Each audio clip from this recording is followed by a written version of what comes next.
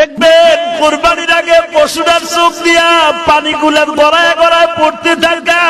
ও কি বলে জানেন ইমাম থানভী আজকে তাফসীরে আমি দেখলাম ইমাম থানভী বলে গড়ায় গড়ায় পানি ছেড়ে দিয়া বলে, মালিক আমার মতো সৌভাগ্যবান আর কে আছে? তুমি আমার একটা ভালো লোকের বাড়িতে খরিদ করলা। দেখবেন যে এই পশুগুলো কাঁদে, ওই মালিকের টাকার মধ্যে কোনো ভেজাল নাই। ও মালিকের বারিন্দায় বসে বসে কাঁদে আর বলে, মালিক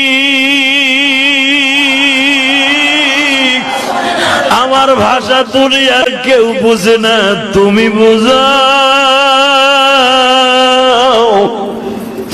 দেখবা কোরবানির একদিন আগে ওর মুখে কোনো খাবার দেয় না, যত দামি দামি খাবার দাও না কিন্তু খায় না, খোল ভুসি দাও খায় না, তাজা ঘাস দাও খায় না। এই জন্য বিশ্ব নবী বলে কোরবানির আগের থেকে তোমরা খাবার দিবা না, কারণ ওর দপ্তরে আল্লাহর সাথে একটা দোস্তি হয়ে যায়, ওর তখন খাবার দেওয়ার দরকার নাই। ওর খাবারগুলো খাওয়াইলে তুমি ধুইতে কষ্ট হবে। আমি নবী বললাম ওরে একদিন রাতের আগে এর থেকে খাবারটা বন্ধ করে দিও।